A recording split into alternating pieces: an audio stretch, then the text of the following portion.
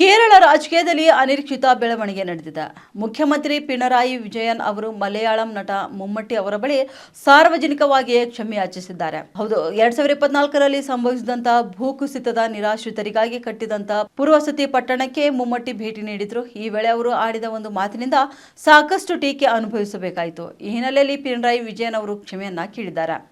ಚೆನ್ನೈನಲ್ಲಿ ಶೂಟ್ ಮುಗಿಸಿದ ಮಮ್ಮಟ್ಟಿ ವಯನಾಡಿನ ಪುನರ್ವಸತಿ ಭಾಗಕ್ಕೆ ಭೇಟಿ ಕೊಟ್ಟಿದ್ದಾರೆ. ಅವರು ಈ ಬಗ್ಗೆ ಯಾರಿಗೂ ಕೂಡ ಮಾಹಿತಿ ನೀಡಿರಲಿಲ್ಲ. ಈ ಮೂಲಕ ಭೇಟಿಯನ್ನು ಅತ್ಯಂತ ಸರಳ ರೀತಿಯಲ್ಲಿ ಮುಗಿಸಲು ಬಯಸಿದ್ರು.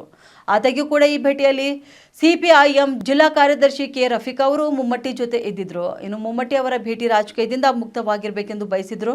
ಕೆಲವರು ಅದನ್ನು ವಿವಾದವನ್ನಾಗಿ ಪರಿವರ್ತಿಸಿದ್ದಾರೆ. ಇನ್ನು ಭೇಟಿಯ ಸಮಯದಲ್ಲಿ ಮಮ್ಮಟ್ಟಿ ಅವರು ರಫೀಕ್ ಜೊತೆ ಖಾಸಗಿಯಾಗಿ ಮಾತನಾಡಿದ್ರು.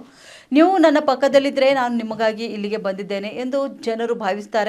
ದಯವಿಟ್ಟು ದೂರವಿರಿ ಎಂದು ಮಮ್ಮಟ್ಟಿ ತುಂಬಾ ಮೃದುವಾಗಿ ಹೇಳಿದ್ರು. ಇನ್ನು ಇದನ್ನ ಕೆಲವರು ರೆಕಾರ್ಡ್ ಮಾಡಿದ್ದಾರೆ. ಈ ವಿಡಿಯೋ ಸದ್ಯ ಸಾಮಾಜಿಕ ಜಾಲತಾಣದಲ್ಲಿ ಸಖತ್ ವೈರಲ್ ಆಗಿದೆ.